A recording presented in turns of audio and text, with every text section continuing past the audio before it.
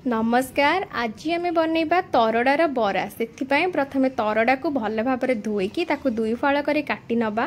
तापर तार मझी अंश को चामच साहाय्य एमती काढ़े। ये तो बहुत नरम थाए, तेणु आराम से चामच साहाय्य ये बाहरी आसव। बेसी परिश्रम करने को पड़बनी। देखंतु मोर एबे संपूर्ण बाहरी जाइए तरड़ा। तापर या भलरे हाथ में चकटी नेबे। या जिते भलरे चकटिबे बरा सेते बढ़िया हम।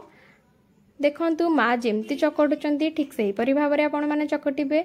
स्वाद अनुसार चीनी एवं स्वाद अनुसार लुण देबे, कहीं तरड़ा हाल्का मिठा थाए, तेणु स्वाद हिसाब से चीनी देबे। एबे आमे चाउल चूना को एथिरे पकेइकी भल भाव में गोलेइबा। चाउल चूना को पकेबा आण को एमिति रखिबा, ना मोटा ना पतला, जमिति डंकी साहाय्य कड़ाई रे पकेले ये आराम से बनी पारुथिबो से हिसाब रे पकेबे। ना मोटा ना पतला करिवे।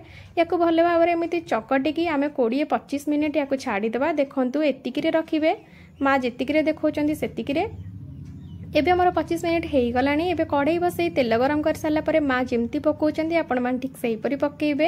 आपण मानकु तो बरा बनै आसीथिबो, मु याठु आ अधिका कणा आपण मानकु सिकेइबी, किंतु तरड़ा बरा काळे आपण मानक आडे नथिबो। सेथिपई मु ए भिडियोटी बनैछि। मु तो ओडिसा बाहर रहउछि, तेणु मु याकु तो खाइ परिबिनी। केवल मांगठु ए भिडियो नै आसीछि आपण मानकु देखेबा पई। आपण माने निश्चय ए बरा थरे बनैबे एवं केमिति लागुछि मते निश्चय कहिबे। देखंतु मोर बरा केते सुंदर बनुछि। एमती मझे मझे लेउटाउथिबे। एबे पाखापाखि आमर बरा हो गलानी। एबे आमको गोटे थाली को काढ़ी नबा। देखंतु मोर केते सुंदर देखा जाउची बरा एवं स्वाद मध्य यार बहुत बढ़िया। एहीपरि भाव में मु जेमिति देखेली ठीक सही परि मापरे आपण बरा बनांतु, निश्चय भल लागिवो।